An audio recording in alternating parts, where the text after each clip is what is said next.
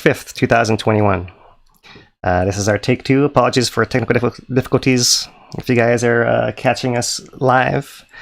If you want to replay, I guess you didn't know any better unless I said something there. So in any case, we're going to try it again here. We're going to give you guys our day 75 update of Kīlauea's ongoing summit eruption inside the caldera, inside the Halemaʻumaʻu crater. And I'm starting you guys off here with this view of the S1 camera that is looking into the pit. This way is north, and it's looking at this west vent over here, putting lava down into the crater. So if you guys saw me drawing around before, what we're showing is a 1 month plus a few days time lapse from the beginning of February.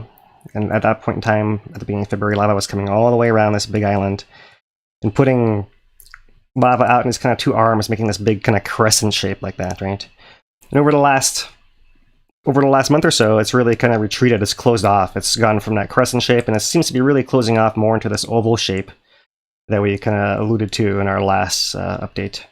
That these lava lakes seem to like to have that closed off circular oval shape whenever possible. And so once we blocked off half of the lake, it seemed like only a matter of time, if eruption kept circulating lava at the surface, that it would narrow that opening to something more along this shape. And what's happened in the last week or so is that we've had enough pressure variations, the deflation inflation cycles, that have allowed the lava to drop temporarily, and that's kind of allowed the benches to grow, and then that allows it to close in and form more levees every time it spills over in those areas. And those areas are all rising all together with the crust, as this island over here is now seemingly attached on the right side over here, right? It kind of goes way off the screen in that direction, but this little channel, oh, there it is, lights up in the beginning of February right in there, is solidly attaching this floating island to the rest of the eastern crust. And so if I pause this video here and I just manually drag it and draw your attention to the edge of this island over here, and I'm going to try to put it back and forth pretty fast, you can see how the island is actually rising and appearing falling when I drag it backwards here, but it's actually moving up and down within that rising lava pit. And this time lapse is just from the beginning of February, so it's just the last month or so, showing that this process is still ongoing, right? Even as the surface of the lava lake retreats further in to under this west vent over here. All right, so as you guys have questions, put them in the chat. We'll be manning the chat, checking and checking our stream as usual. And if we need to restart again, we will. But I believe everything is probably going good this time, huh? So yeah, it's going good right now. We do want to thank the super chat that we did have that we lost when we took down the stream. Like in terms of who it was, the immediate access to it, we'll go through and figure it out. But appreciate it nonetheless. Mahalo, you guys. Mahalo for your support of our work and our sharing this information with you guys here. Trying to help educate you guys and kind of just create a discussion as well, right, where you guys can ask questions and we can kind of talk about some of the issues that are concerns and kind of learn from this, so that this stuff is kind of something that the actual process isn't intimidating to us. And then if we ever have to deal with having to evacuate or deal with the impacts, then that's just a whole separate thing that's more commonplace, yeah, and not as big a deal. So mahalo, you guys. All right, so S1 camera here and bobbing up and down island, and I will put that away for now. All right, so we're kind of showing you guys that really there haven't been a whole lot of major changes in the short term, but we're going to show you guys what those changes actually are here. So we do have one recent video from USGS. This is 2 different clips taken 40 minutes apart, showing this entry point under the west vent, and you kind of see in this first clip only one single lava channel coming out this way to the south, and a frozen crust over here on its left side. All is kind of surrounding this. This is the heart island over here. So the lava kind of goes around it. And you can see there it is again. And in the second clip here, the lava is actually flowing around. You can see this pahoehoe arcs showing movement of that wrinkling plastic crust that's forming on that lava surface there. That's the skin of it. So you can kind of see 40 minutes apart some subtle changes in that effusion rate, right? How fast the lava is coming out of there, right? And whether kind of slow, and then here slightly gassy, or you can see a little bit of this bubbling, kind of pulsing action going on here, and occasional little flashes of little bubble bursts coming through the crust there in air. Not the best video, a little shaky and blurry, but we will take it. Mahalo USGS. All right, so now we're going to show you guys. This is the what I've done here is I've taken the entire thermal time lapse of the whole eruption, and we put it all into 4 seconds. And so you can kind of see in a very, very short sequence, a lot of stuff happening. The most catching thing, of course, is this island that kind of bobs around and dances its way before it parks and starts rising upwards here. What I'm really trying to show in this, in doing this, is that if you keep your eye on this backside of the crater and how the lava lake is filling it, you can see that that big pulse at the beginning is expected because we're filling the bottom of our ice cream cone right in there. So it can fill faster at the bottom. And as it gets higher and higher up the cone, it's going to spread out further and further because it's wider. The crater is wider across, right? So that allows the rate to slow down. But you can kind of see by putting it on 4 seconds that back crust part is still rising continuously, even throughout this crusting over and inflation deflation process. There's like a steady matching of the back side of this crust rising to the lava level under the west vent. And that's something the USGS has just added to their text updates this week. So we will look at that as well here shortly. All right, so put that away until you want to look at it again later. And I'm going to show you guys now is just a clip, right? So now just the last month, and I've just kind of really sped it up and I've rocked it forward and back, forward and back. Okay, so this is just since February 1st. I'm hoping you can really see how there's a clear continued rising of this back part of the crust, especially right there, right? The crust, all the way, this perched rim, the whole thing is all rising together. Right? And the lava is basically peeking out through almost like a little skylight right here. And it's oozing out the edges over there. And then from this opening, it's also spilling over the edge and filling that trench over there. Right? It seems like it squeezes up more easily along this edge all the way through here. We see it squeeze up all the way to here. And it seems like there's some squeeze ups even possibly here, although it's not quite clear. We can't really see if it squeezes up on this backside as much. We do see most of the overflows happening over here and some over here, and quite a lot of action going down this way.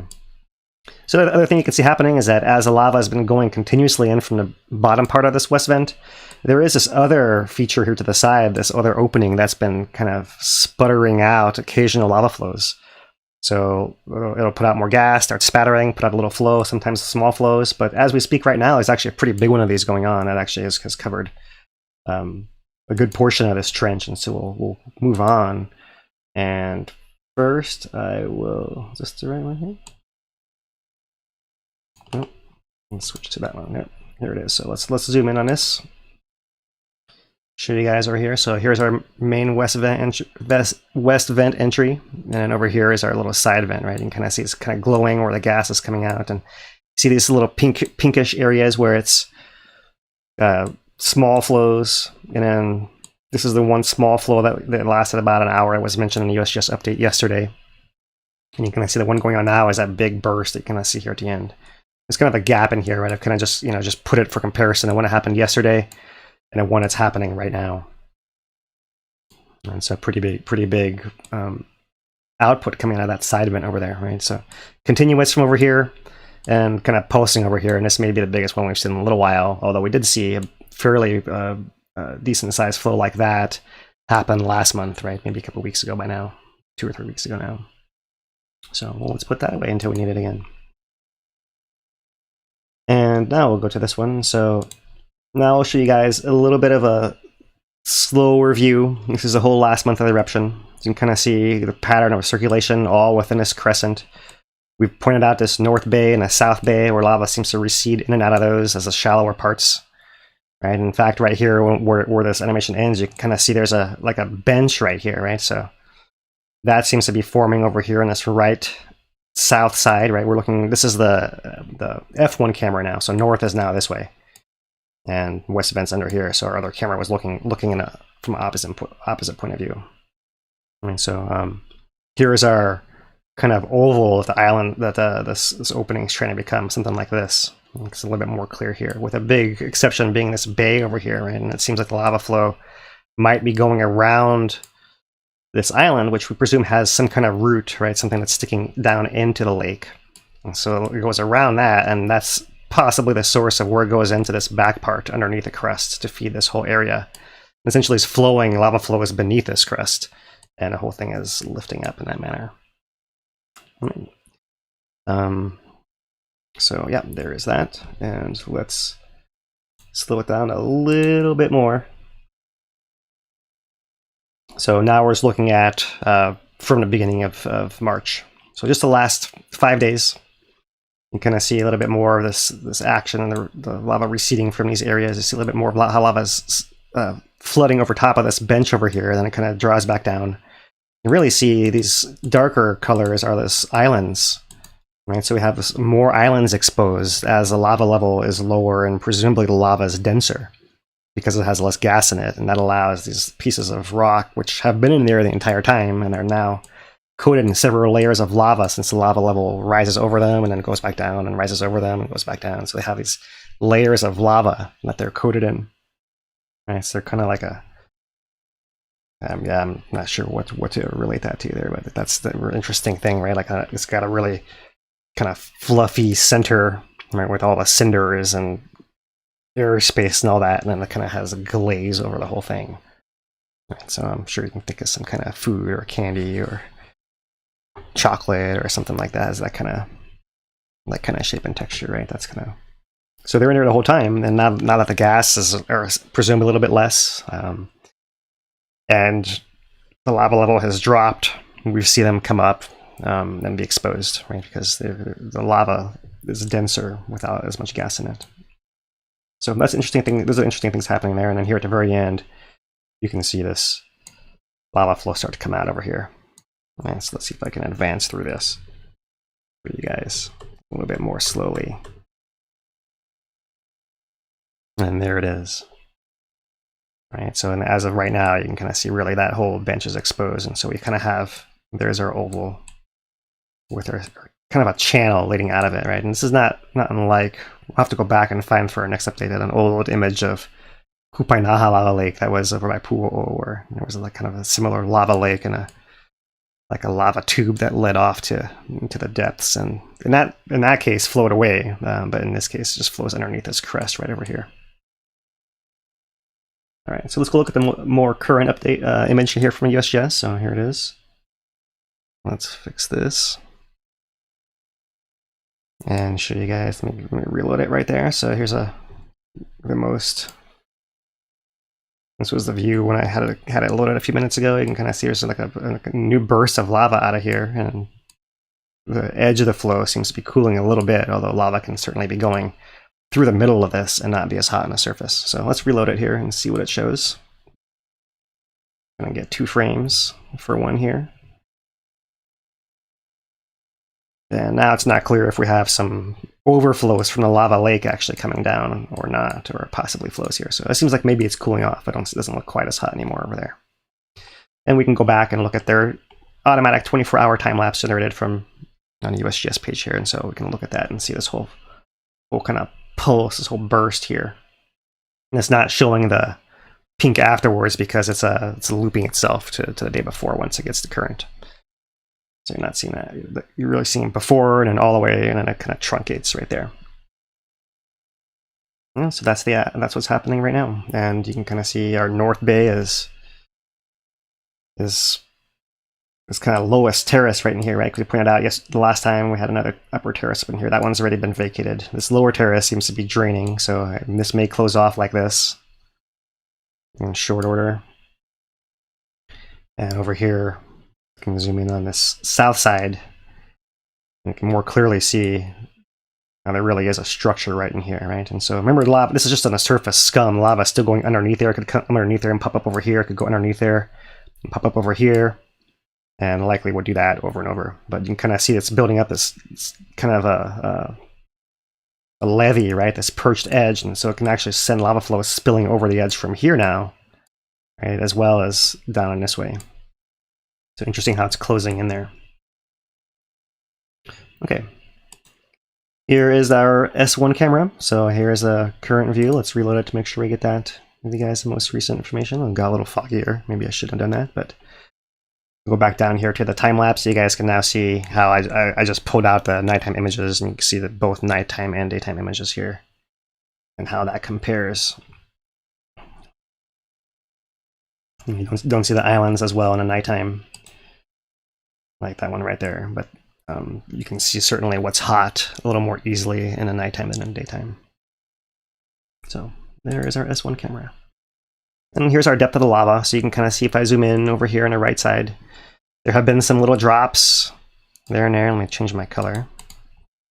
So kind of right in here you see a little drop, right in here you see a little drop, but it's been a steady rise ever since then, you know, slow and steady. We're now up to 220 meters, about 722 feet deep underneath that west vent. And here is that any update. Let's see if I can get this to be bigger for you guys. And I'm not sure it'll all go on a screen here. All right. But the number here, 220 meters, 722 feet. Gas emissions are still at 1,000 tons per day, so they seem to be kind of fluctuating around that level. That may be the new kind of background. If this thing ends up going long term, that's going to be the new normal. The average is it's held for a while. And we'll look at the gas here shortly, but I do want to scroll down and spend a little more time on a text update today to show you guys some of this other information that is now been reworded in here. For example, East Rift Zone genetic monitors indicate the summit upper portions of the East Rift Zone between the summit and Puu Oo have stabilized after contracting by several centimeters in the early days of the ongoing eruption. So gas levels have not been measured since January, although, or at least reported. We do know that there was a survey of the lower East Rift Zone that happened just yesterday. So we'll get to that when we cover the photographs here shortly. And we'll talk more about the lower East Rift Zone. And a newly named Ahu Alau a little bit later, and we will follow up our broadcast tonight with a video interview with one of our kupuna about Ahu Alau, so we will come around to that as well. But first, let me kind of get into some of these details and our least visually appealing part of the broadcast, but I think it's important to show you guys a source of this information. You know, I'm not just making stuff up here, I'm kind of just reading it and reporting it to you guys here. So, so now we see over here, stagnant and solidified lava crust covers the eastern portion of the lava lake and is slowly growing westward around the main island. And here's a new part, apparently preventing any lateral movement of this island or any of the smaller enclosed islands. So that's point number one. They're now acknowledging this thing is rising continually as well. It's been happening, it's just not been explicitly stated in the update until a couple days ago. And second part, rangefinder measurements and visual observations indicate that the crust in the eastern portion of the lava lake is still rising at a rate similar to the active western portion of the lake, suggesting continued accumulation of liquid lava below the crust. So this is nothing new for those of you guys following us. It's just kind of just making sure that you guys see that this has now been added to the USGS text update as well. All right, and so move on from there, but I do want to point out there was an update from yesterday, and this one, where is the part? Over here. Another section of the west vent, just several meters to the northeast, has in recent days been occasionally feeding short lava flows, less than 100 meters, down on the crusted margins of the lake. One of these occurred early this morning, lasting around an hour. So the one we had today might have lasted, well, I'm not sure, I think it started at noon, so it might have lasted 5 hours, and it probably went a lot farther than that. It was a little bit bigger than that, but that's kind of that same pattern, right? And so maybe what's happening is that the lava can't get all the way out. And the more interesting thing about this one is right now we have actually begun a deflation cycle. So it's doing that while we are deflating. It's still putting out extra lava out of that side vent. So there's something not to do with the pressure as much as maybe the nozzle, how fast it can come out even during deflation. We will revisit that here shortly. But let me get this text off the screen here and show you guys this SO2 values. So in context, from the beginning of the eruption, back in December, dropped way down, and we've kind of been hovering. We're around 5,000 tons per day for maybe the first month afterwards, and since then we've really been dropping down. And I'll zoom into this last little section here on the right, because you have another plot that's just for the last month. And so our value here on the left is tons per day, 400, 600, 800, 1,000 is this one right in here. That's 3 from the bottom. That's kind of, this seems like the average more or less. We're kind of fluctuating around that. And so our last two were 1,000, 900. There might have been a 700 value. There was an 1,100 value. Maybe that's this one over here. Hard to see without the axis back on the screen, but you can kind of see it fluctuating up and down, right? And interesting, like our lowest point here might be somewhere, 26th, 27th of February, and the next lowest point is after the 22nd. And if I might have to jump way ahead here. No, just a couple of tabs ahead. If I go over here to our tilt for the past month, and I look over here at the 22nd, just past the 22nd falls during this deflation-inflation cycle, and just past the 26th, 27th falls during this deflation-inflation cycle. So we don't have enough resolution there to really know that we have that pattern of gas going down and up, but it might be doing that. It does. It's interesting that you do have a little bit of a correlation there, these two lowest points corresponding to those. So the gas output may well be varying, as has been recorded in the past and associated with lava lakes in Halemaʻumaʻu for the 10-year period of 2008 to 18. So that would not be a surprise if that's what's going on there. Although we can't really see it since we only have 1 point every few days here on this most outward publicly facing graph. They may have more information internally that's may come out in publication at some point in time, but it probably takes extra work to put everything out all the way out to here. So we'll wait and see what comes from that. In any case, besides up and down, you can kind of see the average value there might be somewhere in there, right? So that might, maybe it's going down, and that's the real question still, is what is really going on here? A lot of noise in the data with this variation up and down, and if the gas keeps going down, then it seems like it would be hard to continue this particular eruption out of this event indefinitely. Okay, so there is still VOG. You guys can check out the Vmap VOG Measurement and Prediction Project at a School of Ocean and Earth Science and Technology at University of Hawaii at Manoa, and kind of see different patterns here. I've been showing you guys these things for a week. So here's our most recent VOG forecast. Mostly South Hawaii, but also the Kona coast is getting some more of it now as the winds are wrapping it back around. So still their impact is getting reduced, but there is still impact. And in this case, we're fortunate that the impact is mostly gas. Still, it is an impact. Okay, back to our tilt. Here's our last month. So you can kind of see we had this interesting doublet deflation inflation pattern that just ended about 3-4 days ago. And you can't quite see from here, unless I zoom right in, but we're beginning another one already. So it's kind of a shortish gap we're having here compared to the previous one. And we did have another doublet. Can't quite see the beginning of it here. Deflation, inflation, deflation, inflation. And then a long gap that in this case was over a week. Right? We're looking at maybe the 20th, 21st in here, and maybe we come out of it 13th at the very latest. So a lot longer interval there. And this might matter because we've seen out of Puu Oo eruptions in the past when we have lots of back-to-back deflations that the lows in particular seem to really clog up the nozzles, right? The actual exit points of these vents. And so that would often even at Puu Oo era would cause another vent to break out, the lava to pop out of the lava tube somewhere different, or lava tubes to kind of break down and want to flow, try to go back in it. You'd have it pop up and branch out somewhere different. So that kind of change in like where lava comes out is possible if we have a lot of these back-to-back deflation inflation events. And that's why this is noteworthy that this is a shortish interval right here, because we may not have enough time to recover what essentially has been a draining pattern, right? And basically we're having more of a draining pattern here. So we may see that closing in of the upper active lava surface happen even faster if this continues, especially if we have two of them back to back, as has been a pattern, right? And why that happens, I mean, it's anyone's guess really, right? We believe it's the gas and dense magma moving back and forth. Why there's two together, I mean, who knows? Maybe it's kind of like, a glurg. It's like it's, sputtering almost in some sense, right? Which is something you see when you pour liquid out of a bottle, for example. You kind of see that pattern. Right. Somebody in chat got compared it to a heartbeat. It does a lot of times, yeah. There were times when it really looked like that, and that's why we often have used that, because Kīlauea is a volcano that changes on the same rate as people change, right? And so we can't relate it to a person. We can relate its activity in human years rather than geologic time most of the time. That's not the case in most of geology, right? So we can imagine it has a heart and a heartbeat, and it has arteries that are the rift zones, and it has fingers that erupt beyond those arteries and all that. So we brought that up before. We'll kind of leave it at that, just to remind you guys of that whole. Yeah, I agree. I do like the heartbeat analogy there.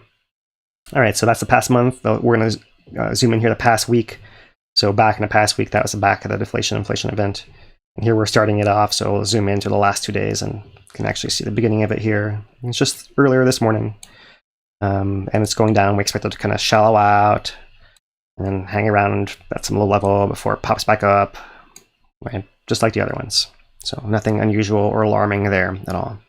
One other interesting thing we can see here is if we, now that we're zoomed in on this 2-day plot, I got to scroll back over here to the left and show you guys a scale.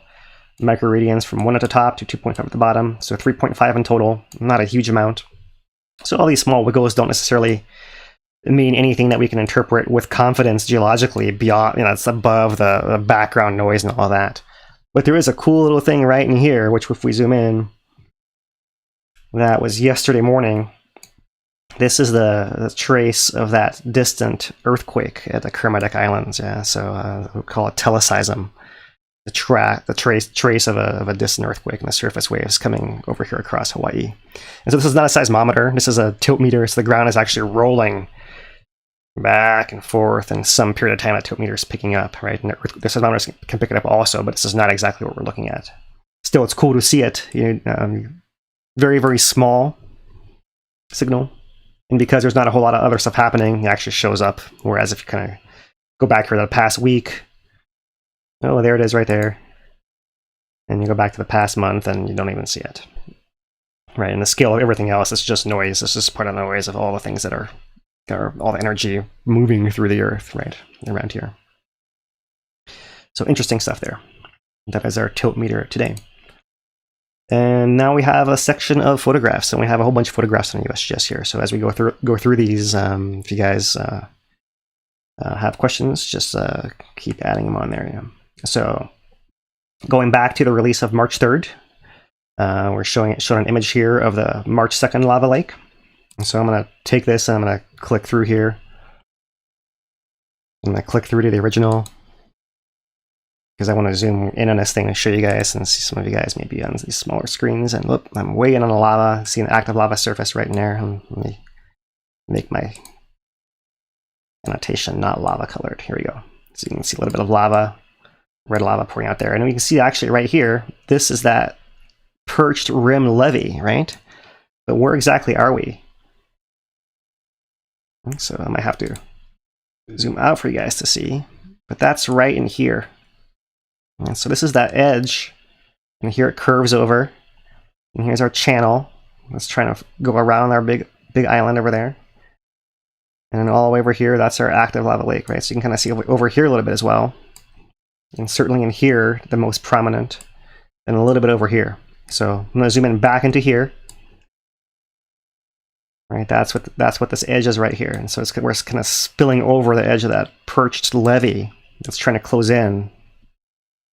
And that's happening over here as well. You can kind of clearly see whether it's the crusts of the old plates getting pushed over and shoved over, and this is as far as it got before they get piled up. You can clearly see that's happening over here at this edge, right? And you can kind of see there's the edge on the west side of the crater that's been there for a long time, and here's where it used to go back this way. And here's a new edge trying to form and cut it off, and still spilling out through that gap, right? But at some point, imagine if lava keeps receding, like it's trying to do right now during deflation, this may well close off right over there.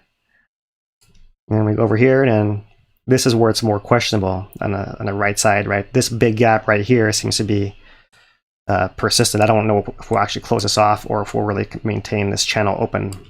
Like scroll back down over here, I see more of this pattern down in here. So here's the actual edge somewhere here. So somewhere in here, we'll have to form another edge of this, or it's going to keep spilling out. And we'll see what happens there. And those are the kind of level of detail we can focus in on now, because there's not other stuff, no bigger major changes happening beyond that at this point. And so here is that little peninsula we've been keeping our eye on for the last few weeks. And you can kind of see there's the edge of that perched wall right up there, kind of connecting to it, right there. Okay. So what else can we see here? Let's go up to this north side. You can see a little bit over here. Not quite as clear, right? But you see a little bit of that. Seems like piling of the crust happening in this zone right in here. But not quite as closed off there on that north end as it is in the south end. Still, you'd imagine that as we're seeing more lava motion circulation in this half, and more of the foundering kind of repaving the lava surface more slowly on this half, that this might be where it closes off as well. Okay, that's enough time for that photograph. We will keep going because there's a lot of other good ones to look at here. And all right, so this is a zoom in view here on that west vent.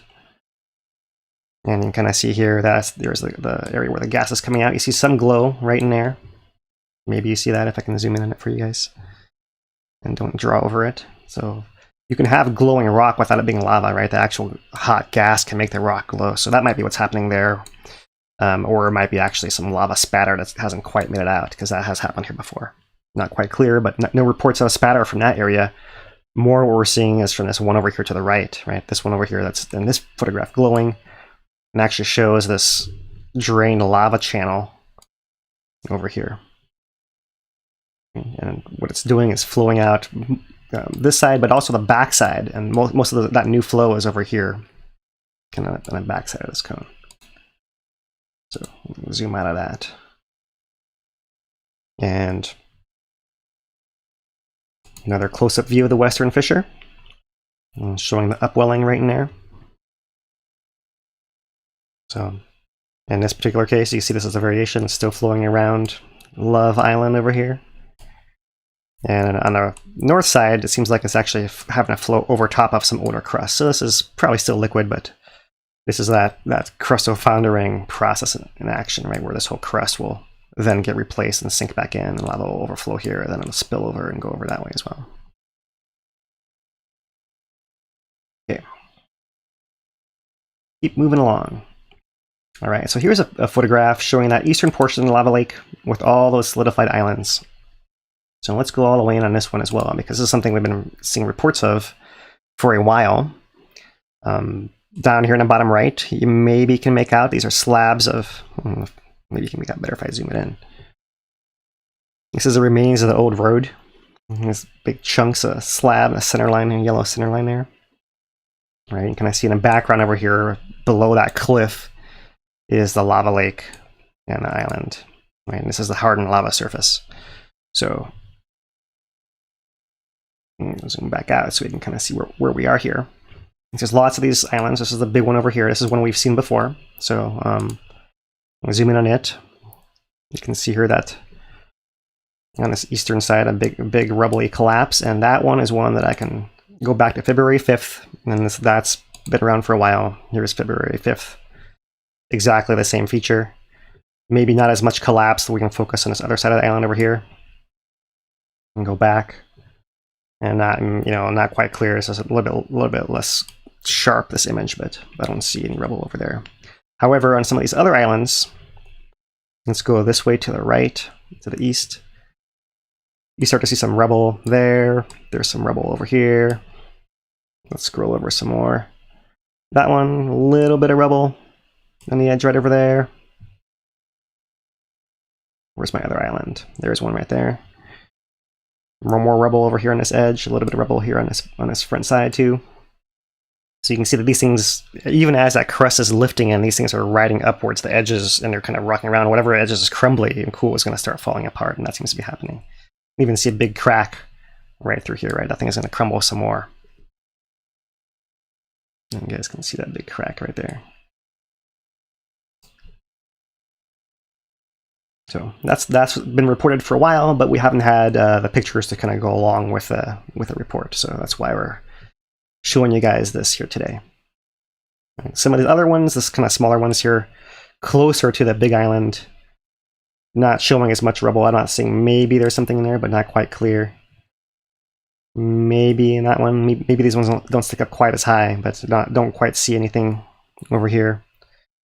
And just so you know where we are. Oop. That big island is off in that direction over there, not in this photograph. All right. So let's go on to the March the 4th update. And that is showing us here a view similar to the webcam of the KW cam. Looking down, you can kind of see here's that big island. And you can probably zoom in the original from this one too. This looks like a nice sharp image. So we're just looking at that eastern portion of the lava lake over there. And there it is, kind of to the east of this big island we see over here. And in the daytime, that liquid lava surface looks like this silvery grayish color right in there. So that's all liquid with that skin on top that glows through at night. Right, and it looks pretty similar, but that darker color is a giveaway. Also, you can see that this other older stuff that's solid can actually be hard enough to crack. So when you see cracks in it, that shows you that's all the way solid. And if you kind of look at this surface over here, there's no cracks in it anywhere. So it's just kind of wrinkles and folds and that kind of thing. That's kind of another one of the textural giveaways there. Okay, so that is the view here. March the 3rd, Halemaʻumaʻu Lava Lake. And here's a video from March the 2nd I showed you guys of the entry with 2 different riggers 40 minutes apart. Okay, we're almost to our question section. I'm just going to finish off our images here. And we have a similar view as one we just saw from March the 4th, so I won't go into that one again.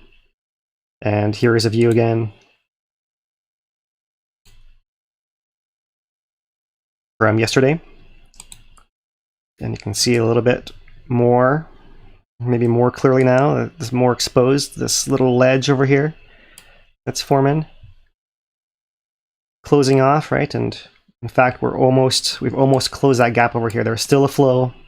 It seems to be hardening. It seems to be kind of at the hoi toe rather than a giant outbreak from this thing. So maybe as crusts, pieces of the crust are trying to get pushed out of this thing, they'll pile up on the edge like they have everywhere else, and we'll close off that gap right in there.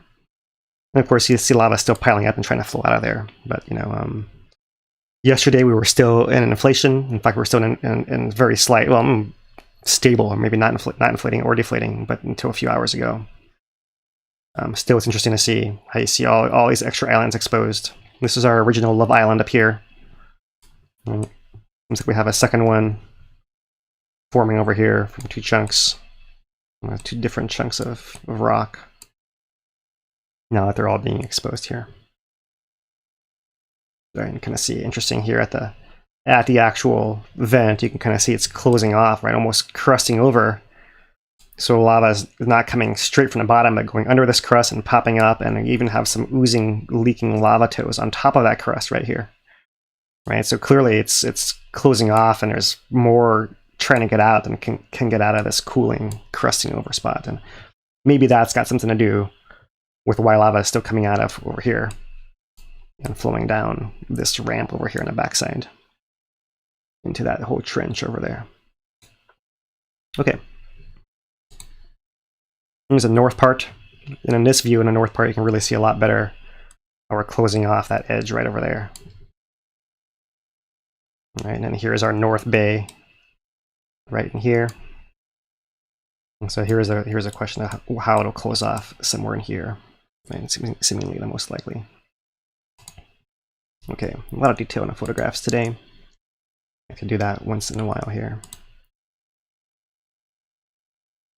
And yep, there was an overflight on March 4th yesterday. So overflight, here's a summit, a vertical view. won't go into that again, but you kind of see similar information there. This view is interesting. Let's go through this one too. So here's a view. And I can go into the original on this one as well. We're looking down at the edge of the old Crater Rim Drive. So this is kind of the southern part of it. So Kanekakoi Overlook would be that way. And you kind of see it's going to go off the cliff right over here off the left side of the photograph. But right in here, let's zoom in. You can see these interesting features on the edge of this old lava flow. Right? So this lava flow over here is younger, right? But actually, back in the World War II era, there was bulldozing work done on this flat tephra field of caldera so that airplanes couldn't land here and lead some kind of military attack. So there's some little human artifact there. That's kind of this area all through here. Right, and you can kind of see there's a feature right here that's holding in this lava lake. I believe this is 1982 lava lake, but let me go back to double check here the caption. 1982 flows on the right. Yeah, so this is the November 1982 lava flow. So interesting thing there from the air. Won't spend more time on that, but let's show you guys some more of these views. Here's an aerial view of Kīlauea and the summit. There's the sulfurous blue tinged gas coming out of the summit. Kīlauea crater is in the foreground over here. And this is the cinder cone that resulted from the lava fountains of 1959 that were approximately 5 times as tall as that hill, more or less. I can't even draw it all on the screen here, but that's Kīlauea. We've talked about that before. Here's another view from over the Sulphur Banks. So down here is the Sulphur Banks Trail at the bottom of this photograph, right over here. And beyond it, beyond the forest line, you can see that main collapse pit of Halemaʻumaʻu beyond. All right, they put out a lot of photographs this week, including revisiting Puu Oo. So here is our most recent view of Puu Oo given by the USGS. And because we haven't seen it in a while, we can you can see there. There's that kind of western edge that has this more silvery lava flows that spilled over when the lava lake was essentially all the way up to there. Right, the whole crater floor dropped out in 2018, and this more golden color is from the actual cinder lava fountains early in a phase of Puu Oo's high fountaining. So this stuff is not unlike what you see that main big island, right? It kind of cracked, these same kind of features, right? And so to make the point, I want to zoom in here on the original and show you guys how this cinder looks, how it cracks. And we see very similar kind of cracks, maybe not quite as big as this because Puu Oo has been around for a long time moving around, but that kind of feature is what we see on that big island as well. Right? Well, here you can see, I'll try to zoom way in. That might be a GPS station, perhaps. Right on the very, very edge. And if we scroll over, following the edge around over here, you can see here is another instrument, right? You can kind of see there's these solar panels of a real torque to them, right? This thing is not installed in place. This thing is probably compromised. You can see the panels are all torqued. And the instrument may well be, I'm not sure if it's under there or if it's hanging off in the crater at this point in time, but you can kind of see a lot of movement right there, and surprise that thing's still working, collecting sun even if it's deformed like that. So pretty fascinating. There's an instrument over here, or maybe it's a communication tower. You can see a couple of instruments all around here. All right, so that is the most recent view of Puu Oo, and I would not be surprised if we hear some kind of gas measurement report in the next week or so, seeing as we do know they did fly down there. But you can kind of clearly see here, and it's not like the old days when this thing was a chimney, you couldn't even see into it. There is some gas coming out, but it seems like it might be steam, or might kind of minor, might even be below detection levels at Puu Oo. So Puu Oo looking quiet still. And Ahu Alau. So here is a view of Ahu Alau, referred to as Ahu Alau for the first time by the USGS, now that the state, what is it, the Department of... Board of Geographic Names. Thank you, Those Board of guys, Geographic yep. Names, yes. Now that they've made it official. I'm getting all my different agencies There's a lot of them running together in my head, so I don't want to say the wrong thing here. But so in any case, here is Ahu Alau, and there is their aerial view. And you guys can get even better view from footage that will be shown in our video following this when we talk about the naming of Ahu Alau with Uncle Keone Kīlauea. All right, so Right. Ahu Alau, more about that later. And just for the record there it is, Ahu Alau, how it is written and spelled, and with the proper diacritical marks and punctuation marks, though. Kina and Kahoko. Ahu Alau. Right, so in print by the USGS. Finally. So, all right, let's move back from that one. And they did keep going. So they have this view here of the edge of Pohoiki. So, and their description is, wave erosion of the 2018 lava flows along the coast contributes to sand accumulation that forms the beach of Pohoiki Bay. That is their description there. And so we can, once again, offshore view, we can kind of zoom in here to the beach. And you guys have been following us, know we've done a lot of coverage on Pohoiki Beach and the thermal ponds. We have a video, not even that old. I think posted about a week ago. Survey down there, checking the hot pond temperatures, kind of some drone footage, and just also looking at the coastline a little bit more. Yeah, exactly. Yeah, and this is the area that's been discussed as the area to be redredged to reopen this boat ramp that's now been blocked by the sand that's piled in from the erosion lava flows. Right, and so lava flows are eroding continuously. The sand is produced in two ways. One way is that lava actually, when it hits the water, when it's actually flowing, it kind of shatters and you get a lot of sand produced at that time. If anyone has seen the videos of the explosions at the ocean entry, you kind of see all this kind of fine black powder spraying in the air. That's the kind of sandish material, right? That kind of shatters. So you get a lot more produced while it's actually flowing, but then when it's done flowing, you still erode the coastline, and so you kind of have both, right? So that phase one is kind of done. Phase two is going to be ongoing for a long time, but it seems like the big pulse has come through, and you're still going to have sand being eroded from the cliffline and deposited here over time as well, but it may not be as fast as it was happening in those first few months after the eruption ended. Right, so we'll report more on this as it develops in the future as well, but here's a buried old break wall. And so you'd imagine a lava channel would come out, or the boat channel would come out, something through here, and possibly there could be some swimming areas. We'll report more on that in the future here as it develops and comes around in our topics, our news topics. Okay.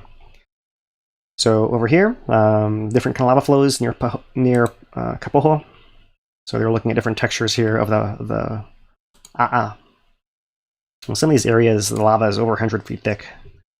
You can kind of see those chunks that are, you can see even flow marks within the A'a, big A'a flows together, and then you kind of see this more pahoihoi textures in between, right? And this might just be kind of a glazing on top of a bunch of rubble, or the rubble went around it, or remember, this is the area where we were describing as a big jelly donut when it was flowing out at the time, right? Lava was kind of similarly had a big crust, and it was flowing underneath it and then oozing out different sides.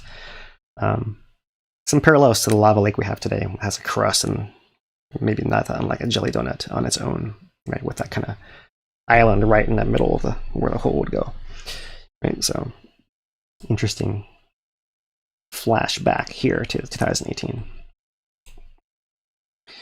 All right, and so here is another view of the fissure line, steaming, looking south towards Mackenzie. These are the kind of Mackenzie flows. This was 3 days of lava that flowed in 2018. Earlier in eruption, still in May. The first ocean entry was over here, lasted about 3 days, I believe. So you can kind of see that. That is the view here. You can see quite a lot of steam still coming out of the fissure line. And let me kind of make sure I can zoom in enough here to show you guys some more of the detail. I'm going to kind of pan across there. See, there's still a lot of wood, right? People are often amazed that things still have wood on top of lava flows, and a lot of times lava's crust is so insulated that the wood falling on top of it doesn't burn all the way, right? So you guys imagine a lava lake and that crust on top of it, how much it insulates and keeps the heat in. You probably could throw wood on top of there and it wouldn't catch on fire, just like this. The one that was crazy to me was when we were seeing entire albizia trees floating down the lava river. Just not in flaming wrecks either, right? You're Right. like, oh, that'd be a flaming nightmare. No, it's just it created hazards out in the bay for the boats. Yeah. That's what its biggest thing was, is it would make it all the way down that multiple mile long channel, about 7 miles or 6 miles or 3 miles, however long, wherever the tree got picked up, and make it to the ocean still in one piece, more or less. I don't think I can name all these fissures, Dan. I don't know if you can or not, but you can kind of see all the different shapes of the fissures here. This is the farther east. Yeah, got to zoom out a little. See what we can see here. All right. So it looks like on the right there is Fissure 5, the one on Kahukai Boulevard that took that. Or maybe over and then here. we'd be looking, yeah. I believe it would be right up against Kahukai, that green spot. Yeah, right there. Mm-hmm. And then it goes across. We're going to miss some numbers in there. I can pull it up real quick, but yeah. That's the thing about what we talked about when it was ongoing, was the difficulty in remembering the fissure numbers and how that actually mattered when the event was happening, right? Because you'd get a report like, oh, fissures 7 and 8 are active, 3's churning, 21 is kind of bubbling around. And if you didn't know where those were in your mind and what streets they were on, good luck figuring out what the exact happenings were that day. Yeah. So it's one thing that you can now see, even us that are familiar with it, that covered it, have a hard time remembering all those numbers. Yeah, we'll have to memorize them in order, like we memorize the digits of pi. Right, that's how we're gonna have to do it, and then that could be like our crypto key for something, because no one's gonna ever remember and be able to duplicate it ever. Right. You guys looking for some treasure hunt cipher keys? That might be a good one right there. Check out all the sulfur right here building up. Right, that's something that in some areas where it's getting much more yellow and whitish. You can kind of see there's a lot more gas coming out, and so it's still minor amounts coming out, but still locally affecting the color of the land there. All right, so let me back out of here. And that may be it for the overflight photographs there. So there is a couple last things before we take our mid-segment break here. And there are a couple new maps out from the USGS. I've just updated here the most recent footprint of the lava lake. And then the contour is 800, 900, 1,000 over here, right? So lava still got to come up to at minimum 780, I believe, for it to be visible from anywhere. And at present, it is at about 737. Right, so the current lava depth 220. We need to see that in the 260s or so for that to actually be visible. Once it gets about 260, we can start being on the lookout for whether it actually rise up. So at the rate of going up 1 meter every few days or more, it's going to be a while if it goes at that rate for that to happen, right? It'll be a long time, many, many months. So you can kind of see here's the statistics. Active lava area is down to 13 acres, but the total lake area, 107 acres. Total lake volume, 10 billion gallons or 37 million cubic meters. Right? Through March 5th, those are our numbers. And there's also another map coming out that's come out, and that's just a thermal compilation here, and you kind of see a much smaller light area where the heat's exposed to the surface. Everywhere else is pretty well insulated for the most part. Right over there. All right, and that is our first part of the update here. And so, Dane, if you want to take us through our mid-segment break. Yeah. All right. Well, we do want to thank Hawaii Tracker for helping make this possible. If you're enjoying this stream, best way you can help is to share this video, like, subscribe, all that fun stuff. We don't have an advertising budget. We got zero in that budget. So we rely on people like you to share this video, to get it out there, seen a little bit more. Helps the channel grow. Second way to help us is to become a member on hawaiitracker.com. It's a social media site based on growing the community. More trying to create a positive social media vibe, a little different from some of the other social media that maybe used to. And then the third way is maybe consider making a monetary donation. They really go a long way. Best way to do that is on hawaiitracker.com/support. And with that, we do have some pretty good questions today. I do want to put out a little teaser right here for the video that we got coming out in after this live wraps up. We're going to do a premiere of it. It's it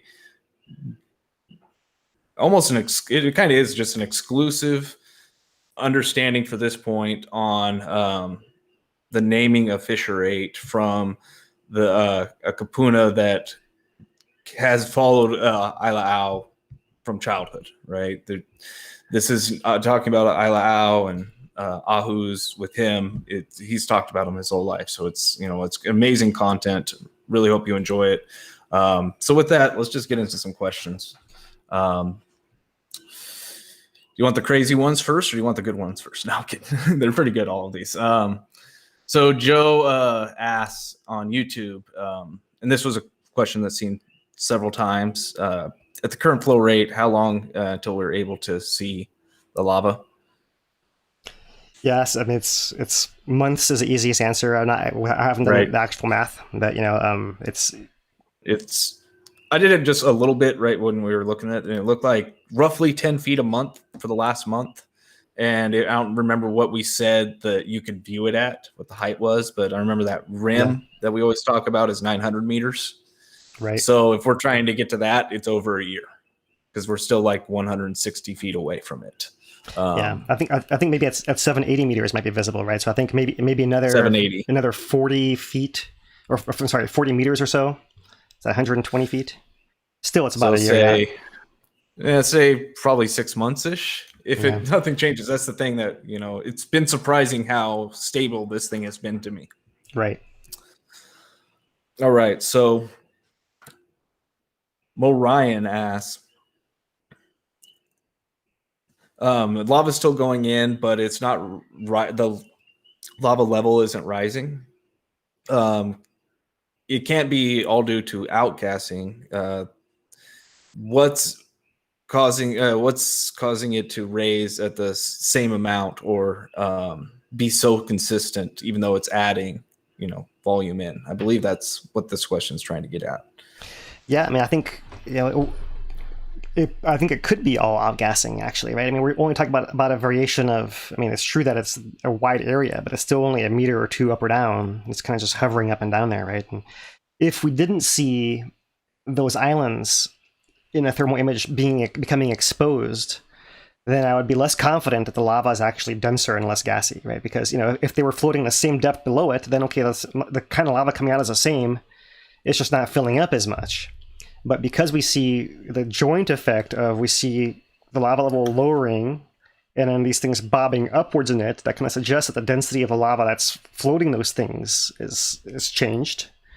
And if we also consider how much volume is in there compared to how much we're putting in incrementally, right? There's a lot more that's in there at any moment in time than that's been sitting there for a lot longer than what's coming in. So the volume of what's lava can outgas for a long time. Decades, right? So that's the thing, is it can kind of be degassing continuously, and it's kind of getting agitated continuously by the lava flow going in there. So I don't know. I haven't done calculations, and I probably need assistance from an expert that does that kind of thing, right? But maybe USGS will come chime in on this for us. It would be fantastic at some point to hear that kind of calculation done. But intuitively, a meter or two is not, it could be accounted for by the outgassing, especially consider that you have that over 100 acres of lava lake top, right? Right. So in line with that question, Chris asks, this will be the last question about the lava level, I promise. Chris asks, will the caldera completely fill in someday? Someday, geologically, it will fill in enough to spill out of one side of it, right? It seems like if it was perfectly level on a rim everywhere, then you could fill it up all exactly just right. But it's actually the top of the rim is kind of tilted, so you can only fill up to the bottom, to the top of the bottom side of that rim, which is the southeast side. So if it was up to that level, it's considered full by geologist standards. That'll only hit the bottom of the cliff below Volcano House, below the steam vents, beloa Uekahuna, below Kanakakoi, but it'll be spilling out of the side towards the Ka'u Desert and then south there. But that, yeah, should happen again. There's no reason to believe it won't. It's just, how long will it take? The last chance for that to happen was in the 1920s, where we actually had a lava shield over Halemaʻumaʻu, over where the pit is now, that was taller than that back wall. And so depending on if it had actually spilled over in that direction enough, it could have spilled over and gone out of it. But that didn't end up happening. It ended up collapsing into a crater before it did that. So it's about when a cycle is actually hit. But yeah, geologically, it's a certainty. If we see it in our lifetimes, that would be a big surprise, because that would mean a huge increase. I don't know. Maybe long term we'll see that, right? But it seems like it's more likely we see it within a caldera than spilling out of the caldera, right? That's way more likely. You gotta go through that whole phase to get to, okay, now we're gonna see it spilling out also, and it's got so much space in that main caldera, right? The 3 miles across to fill in. Imagining filling in 1 foot across 3 miles is a lot of lava. So, right, definitely. So let's get into the next one then. Get away from that. Yeah, we went through it a little bit. I like this one. It's relevant, and we get it in one form or another pretty often. Sass Cactus asks, have any of Kīlauea's rift zone vents erupted more than once? So eruption returning to a fissure, Puu Oo, cinder cone, whatever, collapse pit. Yeah, so it all depends how you divide these things up, really. Right. I could say, how can I say yes? Maunaloa, right? Maunaloa had an interruption in 1971, and a flow stopped for a few months, and then it resumed coming out of that vent a few months later. So that's where we get into, okay, well, we're going to call it one eruption. It's just a pause, or no, it's actually two different eruptions, and it actually resumed back out of the same vent. So I don't know, it seems like for that to happen, maybe if you have a short time, it's more likely. But generally speaking, my answer in general would be no. You have lava coming out in the same place, but not out of the same vent and a hole in the ground, right? So like the area around Maka'apui, right, has erupted, at the edge of Maka'apui. It's erupted in the bottom of Maka'apui. It's erupted to the north of Maka'apui. At Kananoʻihamo, it's erupted like every space. The whole area is, the magma is below there, maybe a half mile down, and it can come cracking the surface at any different angle. And so if you imagine that there's a crack and the lava comes out of that crack and it's erupting, and then when eruption's over, often what happens is the lava is draining back into the crack where it came, and that lava draining back in is degassed. So it's actually harder than other lava that was just regular flows. So that's almost like a scar tissue. And rather than lava go back up that same crack with scar tissue, it's going to go up the one that's just to the side, because there's cracks all over the place. So just go up the easier one right over here. So it'll come up right parallel, right? So in 1971 and 74 in Kanakakoi, we had two fissures kind of almost in the exact same spot. They kind of, finger between each other, right? But it didn't come out of the same exact crack in the ground twice. It came out 10 feet to the side, 20 feet to the side from where it came out before. So kind of a mixed answer, right? So I think, so yeah, when people say, oh, is Puu Oo going to erupt again? I'd say, well, lava's going to come out of that place in the ground again at some point in time. Whether it comes out of the hill that we call Puu Oo, and we call that new vent Puu Oo again, That's a human issue, right? I don't know whether we call it that or not, or whether we call it a new vent if it forms a new feature, right? We look at the cultural place of Halemaʻumaʻu, and no matter how much it changes, it's still Halemaʻumaʻu.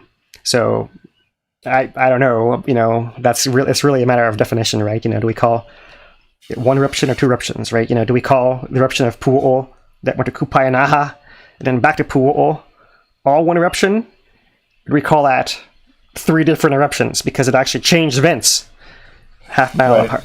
That's all just subjective, really. Technicalities. Yep. Yeah. Yep. So let's look at we have some questions about the lava lake and the island, some of the overflows that you were seeing. So Sandra asked, last week you mentioned that the island had been coated, at least in part, with multiple layers of lava. If you can eventually do a core sample of that island, would it be any different? Or would you find anything different? Well, so there's a very similar study done to this in Kīlauea, which this whole process happened 60 years ago, and what they saw is they saw different layers of glaze and then different layers of injection. It could actually go and date, because Kīlauea actually had 17 different lava fountains, right?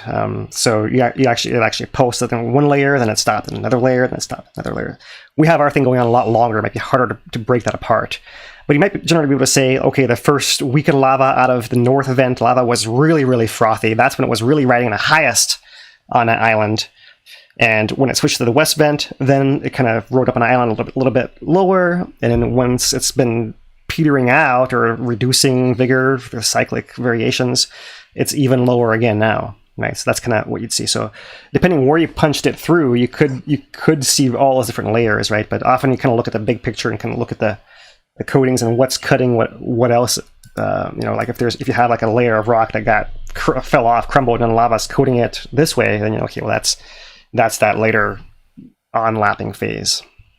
So I'm not sure if I exactly got to the answer that she wanted there. Works. But that's what's happening in that area, right? Sometimes lava will actually even inject in between the little cinders and little layers, and like have little fingers that go in, and you kind of look at those too. But maybe someday we can look at that Kīlauea study in a little more detail. Kenny Carter on YouTube gets right to the point and asks, any signs that the signals any signs in the signals that things are going to get interesting soon? It's not really. I mean, we still have that kind of the big question of why is the summit caldera spreading, and that's a real interesting part of it. But that's kind of a long-term thing that seems to be happening. So I wouldn't say there's anything imminently going to change because of that, right? That's the only real interesting, in the way he put it, way Right. Otherwise, So everything seems to be winding down, right? Less gas, but sustained. Right. So let's talk about something that is unsustained and changing, and it's been asked several times, been in the news. People want you to just talk about Iceland for a second. Have you looked at it at all? Not really. Yeah, so we'll see if we can line up some other people to come and talk about this more than I do, right? I've looked at Iceland a little bit, right? Iceland's had a lot of earthquakes. Iceland's, we talk about Hawaii being very geologically active. Iceland's more geologically active than Hawaii is. There's way more going on there than is going on here. We kind of deal with one volcano, not exactly in a vacuum, focus, but right, it is kind of compartmentalized, whereas in Iceland, they're all stacked one against the other. So every little thing affects every little other thing. And that's why it's so complicated and why I'm not qualified to speak on it, really, right. And a larger scale view of it, right? But let me see what I can... Yeah, I will make myself look like an idiot with the first Icelandic name I can attempt to pronounce. It took me like months to figure out Bubashunga, how to pronounce that caldera name, and that is the only one I got in me. But there is one piece I read I would recommend. It was published in National Geographic today by Robin George Andrews. It's a good little piece, kind of gives a breakdown of the past 100 years, or the past, like, little bit of the time frame that you're looking at and how it's an important signal in his opinion. But yeah, I'd recommend that for anybody interested in Iceland. Okay, so all right, let me show you guys a little bit of Iceland since you guys are all dying for Iceland. Okay, so here is this is the homepage of the Icelandic Met office, right? Meteorology office, and that's how they structure their reporting, right? So the website, I don't know if I can make it any bigger for you guys here, but you probably can't even see it. It's en.vedur.is. Maybe Dan can type it in chat. And there's a tab that says earthquakes, goes to earthquakes and volcanism, right? So here is a whole country of Iceland, earthquakes over the last 24 hours. And you can kind of see that here in the southwest corner of Iceland is where all these earthquakes have happened. I believe they've had over 20,000 that they're counting, right? And of course, it all depends on what your threshold is, how small you count them to how many you count, right? We could easily count that many around here too if we started counting, or you can get magnitude minus 0.1 and start counting those. You get a whole bunch of them. In any case, so that's just the whole country. This area right here is called I'm going to butcher this name, the Reykjanes Peninsula. Right, that's where Reykjavik is. So I'm going to click over here on a Reykjanes Peninsula, and please forgive me, I have not practiced Icelandic at all. But over here you can kind of see their way of drawing this plot is a little bit different. The stars are magnitude greater than 3, and everything else is less than 3, and then the color is by hours, red being the most recent and blue being up to 2 days ago. So you can kind of see here's a center of activity. They did see, beyond just what you're showing here as earthquakes, they did see seismic tremor. And tremor is what we described as a movement of fluid underground, right? So they're not seeing any gas moving anywhere to surface, anything like that. It's actually magma moving underground. And so it moved underground. It seems like the tremor has stopped, which means the magma is done moving for now, at least, right? It could move again. It could just be moving and then moving in, but wherever it's moved into, the area that it's moved into is now adjusting to the fact that there's a new big magma balloon in there. So as it kind of settles around and adjusts, there's still earthquakes happening around that intrusive magma body over here. Now, I'm not sure about this volcano, about how basaltic or andesitic or rhyolitic, how much silica is in the lava, which might lead to different kinds of eruption. I don't. Iceland has the whole range. Maybe not the whole, but it's got a lot of the range of these different kinds of lavas. So I don't know exactly what we're dealing with this particular area, right? And so, but that is a little bit of Iceland, right? You can kind of I can show you guys what kind of more information you can get in here. Like, one interesting thing is, look here on the side, they actually have a tab that says tremor measurements. So if we want to see if there's still tremor going on, we can click on the tremor, and it's just pretty hard to see here, but you can click on one of these red squares. Let's pick one that's right there close to the thing. And I'm not used to reading these things. They're very hard to read, so you kind of can't tell, but there's actually 3 different frequencies in here. There's like a purple one, there's a green one, and a blue one. And the blue one is that I believe the 0 to 2.5 hertz frequency that's showing the most agitation here, right? So you can kind of see still a lot of tremor happening, and beyond that, I'm going to need help. All right, so that you guys want to explore a little bit what's happening with Iceland, that's what's going on there. And otherwise, you can, if something more exciting happens there, well, maybe we can bring a little bit to you guys. But that is the extent of Iceland I will go into today, right? So if you guys are not going to see it anywhere else, you have a little taste of it at least. All right. We might have to try and get Evgenia Ilianinski back on the program to discuss the Icelandic volcano. She would make us look much better, especially when it comes to the pronunciation of all the volcanoes. Yeah, no contest. No contest. No contest. All right. Well, that does it for me for this question segment. All right. Mahalo. So let me transition here to talk about earthquakes. And we'll spend a little bit of time on earthquakes here today, a little bit more than usual, only because it was the topic of this week's Volcano Watch as well. So we're just going to make sure we bring that to you guys as well. So starting with our current earthquakes map, here's our big island. You can see that all the activity recently has been centered around Pahala. A couple of events around Maunaloa Summit, a couple events on Kīlauea South Flank over here. That is business as usual for us. Nothing different, nothing really new to say there. So focusing on Maunaloa a little bit more, because we like to touch base on Maunaloa at the end of the week. There's really not a whole lot there, to be honest, this week, so we're going to make this brief. But here's the last month of earthquakes in Maunaloa. Similar kind of pattern, similar kind of depths. We look at the earthquake rates. We still have this kind of increased, kind of bulge a little bit, but our total threshold never really got above 45 earthquakes a day. And you can kind of see it's been fairly stable, so there's really nothing to talk about there as well, but that's kind of worth just pointing out that as of now, it's still very, very quiet on Maunaloa. And nothing to see to show there on the tilt. We might have teleseism earthquake signal coming in as well there, but not a whole lot else to talk about Maunaloa. So we'll move on to the Volcano Watch. The Volcano Watch this week, written by the USGS scientists, is focused on seismicity preceding this eruption that we are in right now. And this is something we've been covering on our broadcasts since it began in October, in fact. We were doing this in real time, but it's nice to see this kind of put together. So we have a couple graphics here in color that we'll show you guys quickly, right? The sequence and a series of maps, and you kind of read out through the text all the details of that, which are interesting, right? So, but I'm not gonna just read all that to you guys. I'm gonna show you guys here that this is the graphic that's put out, and maybe that's too zoomed in. Right, but kind of starting here, seismic and arrest leading up begins October 22nd and 24th. You have October 29th, Summit Swarm. This is the Namakani Paio Swarm, the one, the Kawiki system, that between Maunaloa and Kīlauea. This was a Summit Swarm on the 29th. On the 18th, a flurry of earthquakes under the caldera. On the 24th, 25th, Upper East Rift Zone Swarm.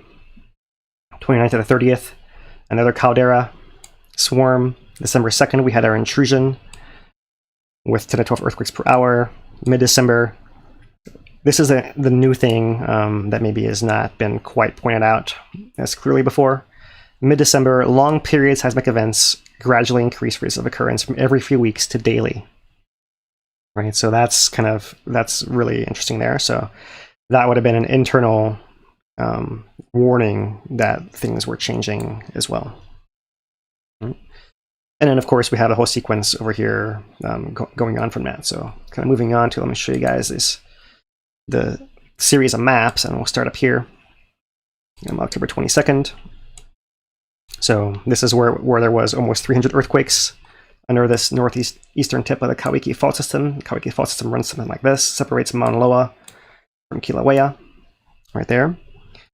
That was 48-hour system, so essentially where that was the result of the magma chamber filling the summit to the point where it had to kind of pop and move past Maunaloa, and that allowed Maunaloa to relax a little bit and allowed Kīlauea to keep doing its thing to kind of build towards this eruption as well. So that was the first indicator back in October. Over here, October 29th. This is the earthquake activity that began under the caldera, right, and with a little bit of an arm into the Upper East Rift Zone as well. So I pointed this out as well earlier, right? This kind of Upper East Rift arm that exists right over here. And our next panel, the 24th and 30th of November. So that's kind of earthquakes migrating from the caldera, starting to migrate down the Upper East Rift Zone. And this early phase, you can kind of see it actually wrapped around a little bit all the way to Puu Oo. It didn't go past there, but here's a sign that it was actually going around the bend a little bit. And so this is why we're not surprised to see deformation after the eruption that goes all the way to over here, because this was clear back in November that was connected to the magma system here. Okay, that's the 24th, and then on the 30th, they kind of start over here and migrate east to west. So kind of a joint cluster there. December 2nd was our intrusion, where magma injected underground in this area, but also we saw summit signals and Upper East Rift Zone signals right in here. December the 2nd. Averaging 10 to 12 disconnected earthquakes per hour. And so that's December 2nd. And then finally, December 20th, fairly small activity, but you kind of see focus in the southwest part of the caldera, still a bit in the Upper East Rift Zone. A couple past the bend over here, and then of course the big south flank earthquake adjusting for changes in pressure, as has been documented in the past. So that's the whole earthquake sequence of this eruption. That is it, and full sequence leading up to it. And then since then, it's been pretty quiet, and that's kind of the whole story of earthquakes there. So last week we actually forgot to show our viewer submitted photographs here, so I'm gonna make sure we do that this week here. And we'll start off with CJ Kale, Moonbows and Lava Paradise. Really nice view here. We can zoom in a little more for you guys here and pan a little bit. Right. Moonbow, stars, glow, crater, plant life. Fantastic. All right. We also have Stephen Davies, Halemaʻumaʻu Morning 3. I really like this filter he's using. You can kind of really see there. Nice composition. Oh, mahalo, Stephen. Tyson, mahalo, Tyson. Watching a plume rise out of Halemaʻumaʻu crater. Watching the moonrise. Kanakakoi. Maunaloa in the background over here. Mauna Kea, a little bit visible over here on the right. Another fantastic image. Mahalo, Tyson. And this one keeps popping up on my screen here. So we'll show Anthony Dohanos' painting here of Ahu Alau as well, since he keeps throwing it in my messages. Right. Mahalo, Anthony. And one last one here. Warren Fence. Happy Double Moonbow Monday. Mahalo, Warren. And Kamuela Moonbow. Fantastic submission. Hawaii Tracker. All right, so that is what we have in store for you guys today. So we can take another round of questions here. Say our thank yous, Dane. What have you got? Yeah. All right. Well, we have just a few questions. If anybody wants to drop a last minute question, go ahead. We do have one from Kenny Carter. Again, he says he imagines this as the lava lake as a solid block that will someday harden, but will that change the plumbing of the volcanic system coming to the surface if that happens, if it were to harden? I think, well, so the actual pathway to the surface, like I've tried to imply, is just a transient thing, right? So like once this eruption is over, lava won't come up that same pathway ever again. It might come up some other crack. There's untold number of cracks down there that are options for lava to come up. So it doesn't have to come up the same one ever again, right? So that pathway that's really not important. And then as far as the actual the lava lake itself, it is going to solidify into a big hardened block, and it may plug that particular area. So maybe lava won't come up through it, perhaps, or maybe the heat will make it. I mean, I don't know, like how that might change it, right? Maybe they can block it locally. Like I think of it as the nozzle, right? The nozzle certainly may be affected as far as where it can come out because of that big chunk of block there. But the actual pathway from the magma chamber to the surface is totally independent and is going to be unaffected, because all the other rock everywhere around there is also cooled lava that was once all liquid, like the lava lake is right now. So it's really all the same stuff. It's just a matter of different stages of cooling of it. A good question. All right. So we have a question from Michael on Facebook who asks about the earthquakes that were seen prior to this eruption. Mm-hmm. That seem to stop around Puu Oo. Is that an indication, or is the earthquake signal now an indication that the former blockage exists there again? The blockage that existed prior to 2018? Yeah, it seems like it, right? It seems like there's got to be some kind of constriction there, and that's why we've seen nothing beyond that, like on the Jonica signals, or nothing in the Lower East Rift Zone beyond that. So yeah, it seems like that way. I'm not sure it's like a complete 100% block. There might be, like a trickle can get through there, because that's kind of trickle might be background, right? But it's certainly not having the pressurization of the system. Nothing doesn't seem very well connected at all. So I would certainly call it a blockage as well. And yeah, it does seem to exist at that point again. Yeah. And Michael, Right. if you have anything to add about Iceland, please let us know. There you go. So we do have one question here about the. It's kind of hard to ask, but it's just simply put: do we know what the size of the magma chamber, the shallow magma chamber beneath Halemaʻumaʻu, is in comparison to or contrasted with the lava lake that exists now? Yeah. We'll have to calculate that, yeah. But it's complicated by the Right. fact that that shallower magma chamber has always been had like a range of possible sizes, and we've never been quite clear in that. Even through the 2018 eruption, we weren't clear until after the fact, and doing all the calculations that, in fact, perhaps as little as 10% of it had actually drained to feed all of 2018. Right. So, given that, you can say that it's just a small fraction of that chamber. I can't tell you what percent it actually is, but if 2018 might have been as little as 10% of the whole thing, right? We're looking and that at was 1 kilometer cubed, roughly. Yeah, it in was terms of volume. Yeah, over. it was over 1.2, 1.5, somewhere in that range, right? We One often point, say 1, 2. we often say 1 billion cubic yards, which is kind of a little bit more in cubic kilometers, right? But yeah, exactly. Yeah, so a lot more. The one I'm seeing right now on the USGS is that the current volume of the lava lake is 10 billion gallons, or 37 million cubic meters. So if we're saying we're dealing with the billions in the size of the magma chamber easily.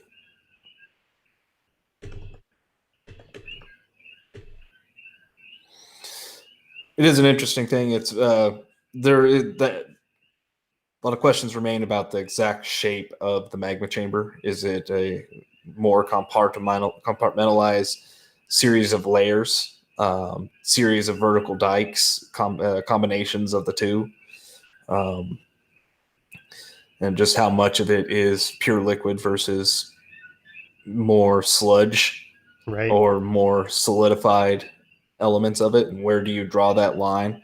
Like how molten does the rock need to be considered part of the magma chamber or not part of the magma chamber? right, all right. those kinds of right. Yeah, how mobile that material actually is and connected and all of that. So, right. Here's that most recent number: 10 billion gallons, 37 million cubic meters.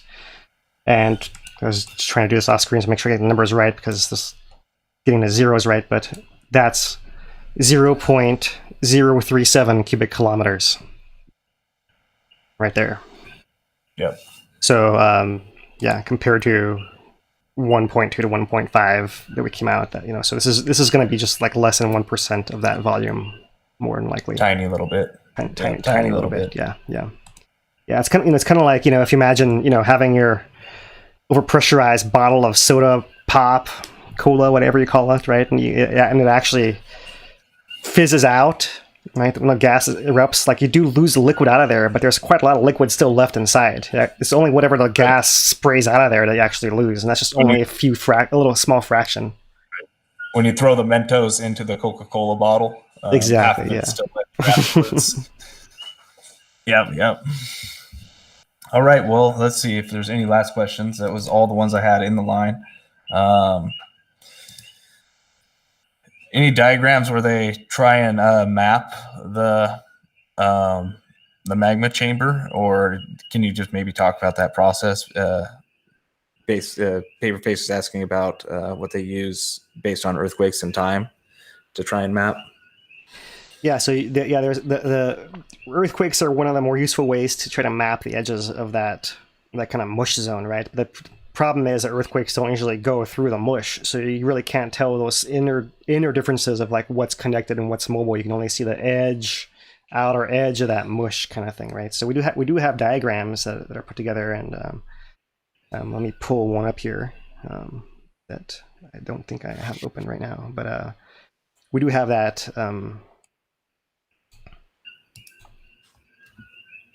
Cross section that was put together by the USGS that we refer to time and again.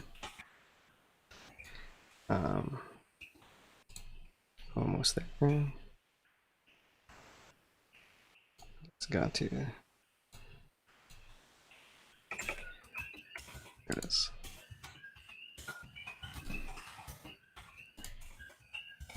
So I'm going to screen for you guys and make it visible here.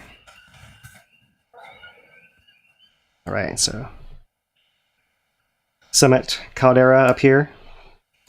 Let's go yellow. Summit caldera, upper Halemaʻumaʻu chamber. There's a pathway. Lower, larger caldera that we call the South Caldera Chamber, SC, in connection to the rift zone. This area is still enigmatic, exactly how this all connects. There might be some other possible bypasses in there. Southwest rift zone, East rift zone, and to the summit there. So this is the area that was feeding the lava lake from 2008 to 18, right? And it's the one feeding the current lava lake, not today. And when the 2018 collapse happened, lava came through here and either out this way, or possibly there was some pathway through here as well. Unclear. Or both, right? And then went down to the rift zone that way. Yeah. Right, the general model that we go back to. Yeah. We have one last little question here to get through. 1 second. Joey on YouTube asks, if Maunaloa were to erupt, would we expect any change at Kīlauea? It certainly could change Kīlauea, and we just have to wait and see. Yeah, for sure. Right. I mean, you'll be able to see them playing off each other in the data streams. Yeah. To try to anticipate what the consequences will be is really a fool's errand. Yeah. Like, I mean, they certainly can affect each other. They could not affect each other depending on their status, and just you just have to wait and see if they do. Yeah, but yeah, great question and interesting to think about. Yeah, because that is the one factor Kīlauea has to deal with is Maunaloa over to the side, right? Unlike Iceland, that's got there's stuff all over the place. Distance. Right? Here's just distance one between volcanoes. Yeah, they're not butting up against each other. Right.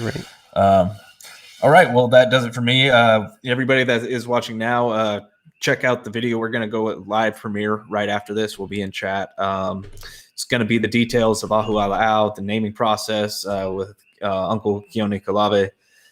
He's really going to break it down a little bit. And we also got some, footage that helps, draw it all together for those that are jumping in late or that are, familiar with it as well. So we'll be in chat for that one. All right. And we do have 3 donations that I want to get through. These were on hawaiitracker.com/support. Appreciate it. Dale D, Mark D, and Melinda H. Appreciate it all. Thank you very much.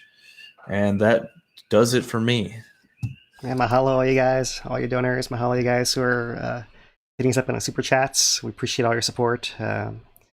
We'll keep going as long as you guys can help us keep going as well, right? And that includes sharing and just the word of mouth as well, right? And if you guys know anyone who would like to advertise with us or help collaborate with us in any way, please let us know. So mahalo Hawaii Tracker, hawaiitracker.com. And until next week, Tuesday, we'll come back to you guys with another update on a volcano here. Mahalo, everybody. Aloha. For Dane DuPont, I'm Philip Ong. Aloha.